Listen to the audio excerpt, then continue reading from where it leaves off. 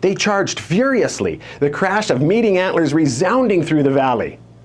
Spencer Rempel, the Moose Whisperer, bringing you exciting hunting and outdoor adventure stories from around the world.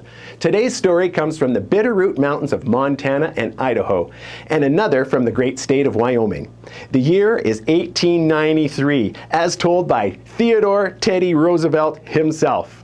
You might have heard of him before. And how interesting it is to hear a hunting story from 1893. A little different than it is today.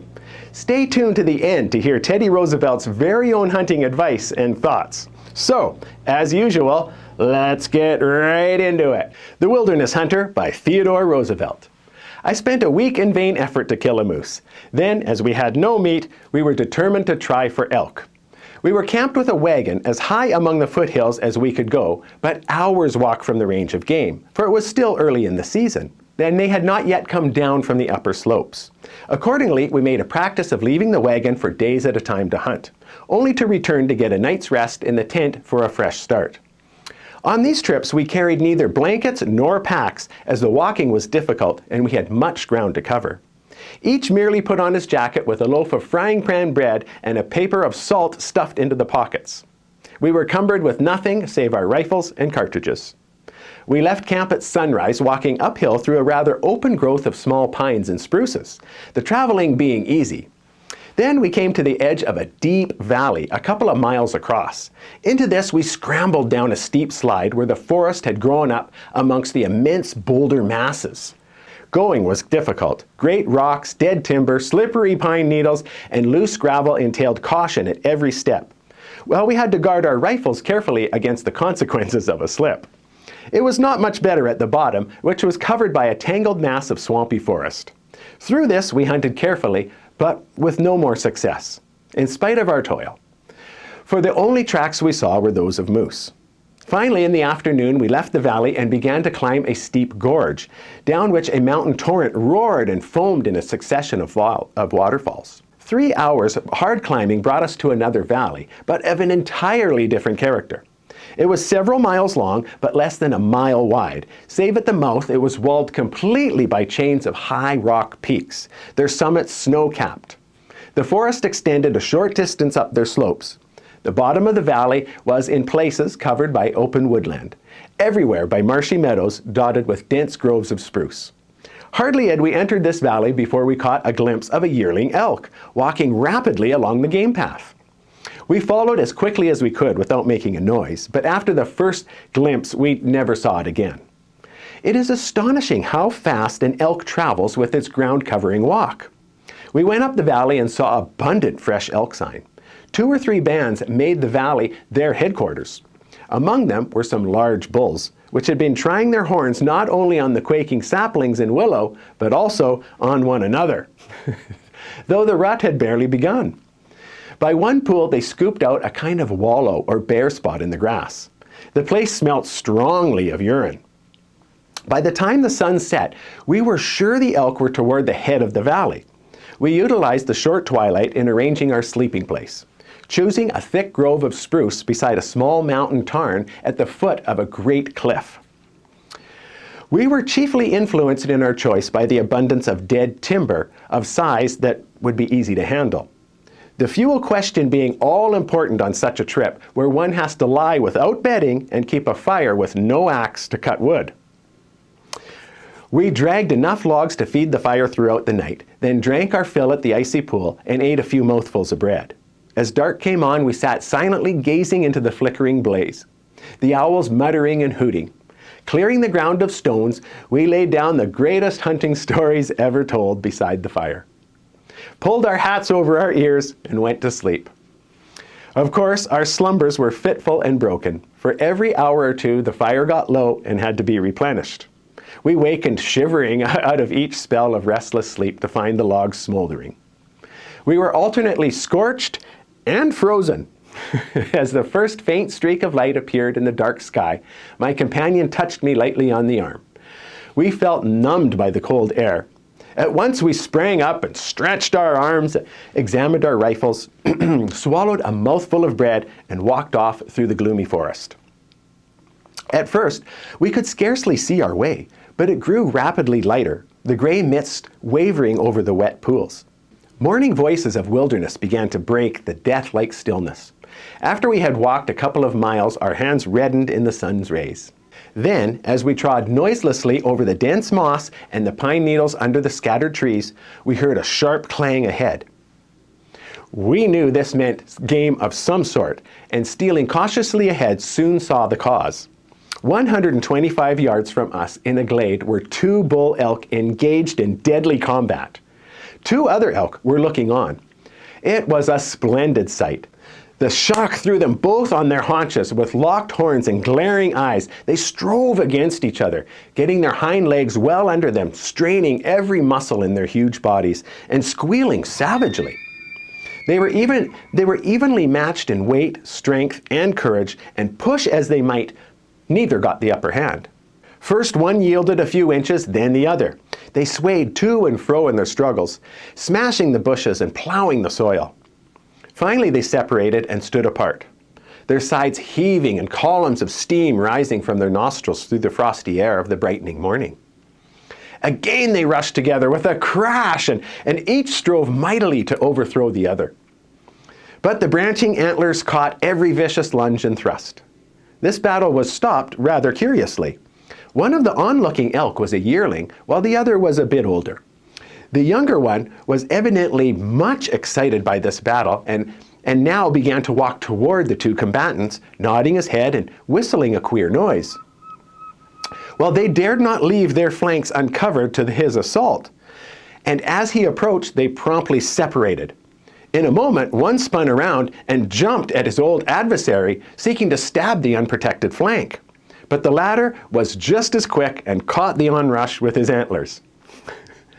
Oh, they closed furiously as ever, but the most either could do was inflict punches on the neck and shoulders of his foe. Again the peacemaker approached, nodding, whistling, threatening, and again they separated. This was repeated twice more, and I began to be afraid that lest the breeze was light and puffy should give them my wind.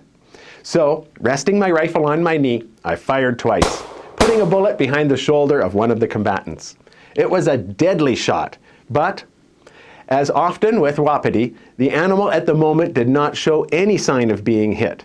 But in a moment, he fell. We ran to him, caring for the hide and horns, making a fire over which to have breakfast. We roasted some elk loin, and I never ate anything that tasted better. For all his noble looks, the Wapiti is still a very ill-natured beast, who behaves with brutal ferocity to the weak and shows abject terror of the strong. According to his powers, he is guilty of rape, robbery, and even murder. And heard at a distance, the calls of the Wapiti is one of the grandest and most beautiful sounds in nature. This is especially true when several rivals are answering one another on some frosty moonlit night in the mountains. The wild melody rings from chasm to chasm under the giant pine, sustained and modulated with challenge and proud anger. The next day we walked long and hard. During the night I slept the heavy sleep of the weary. Early in the morning, just as the east began to grow gray, I awakened, and soon sounds caused me to sit up and throw off my cap. Bull elk were challenging among the mountains. I soon left with my rifle. The air was cold and rang with the challenge of Wapiti, their incessant calling pealing through the forest woods. First one challenged, then another answered. 2 herds were approaching one another from opposite sides of the valley. Master bulls were roaring defiance as they mustered their harems.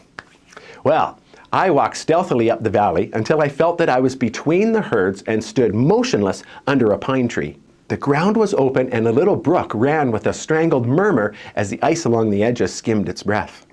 What little wind there was breathed in my face and kept me from discovery. I made up my mind from the sound of the challenging that the bull on my right was advancing towards my rival on the left, who answered every call. The former approached so that I could hear him crack the branches and beat the bushes with his horns. I slipped through the trees so as to meet him when he came out of the woodland. Day broke and crimson gleams played across the mountains, and I soon heard the Wapiti not 50 yards from me. I cocked my rifle and stood motionless. In a moment, the belt of spruces before me swayed open and the lordly bull stepped out. He bore his massive antlers aloft. He sniffed the air and stamped the ground as he walked.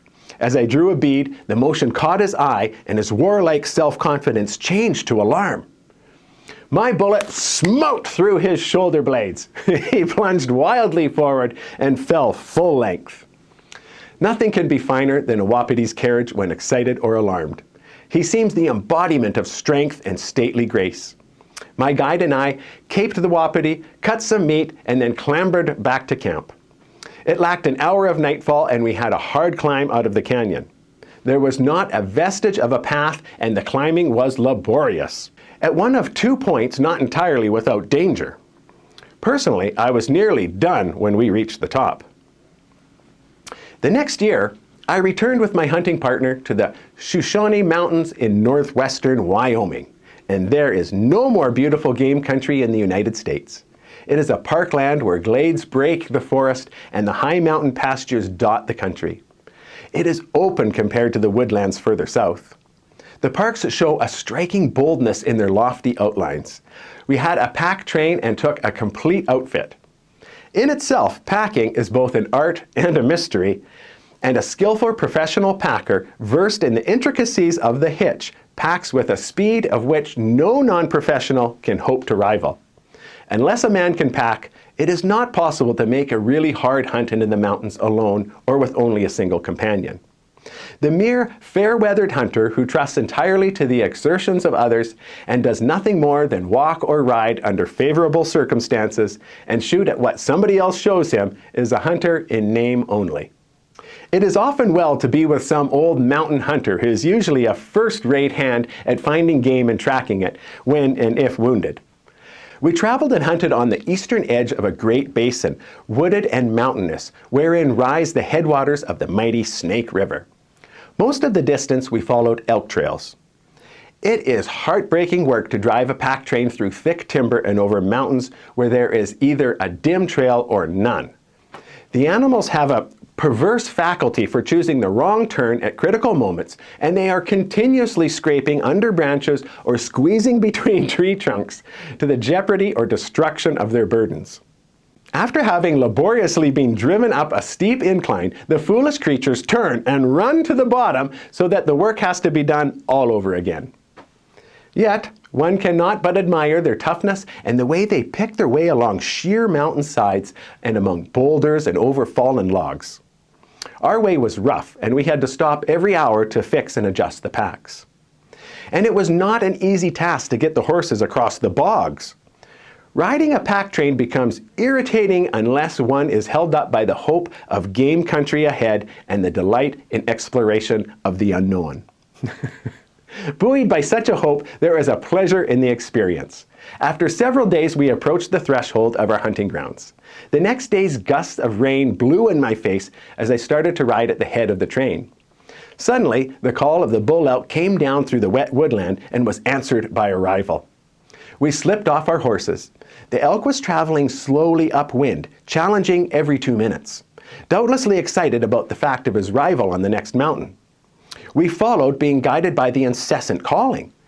It was exciting as the challenge grew nearer. Each call made our veins thrill. Soon, I saw the tips of horns through the timber and stepped out to get a better shot. Seeing us, but not making out what we were, and full of fierce and insolent excitement, the bull stepped towards us with a stately and swinging gait. His 12-tined antlers tossed aloft. I fired into his chest. A second bullet was not needed. That dead elk fell amongst the evergreens. The huge, shapely body was set on legs that are strong as steel rods, yet slender, clean, and smooth. We bore off the head and packed it back to the horses.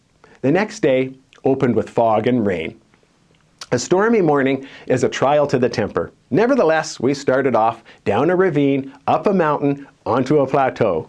As the day drew to an end, the storm lulled, and we at least had made it to the country dotted with well-beaten elk trails. We managed to make it to a forest with good shelter and grass and pitched camp. Next morning brought only occasional rain squalls, but we managed to climb the mountains and hunt.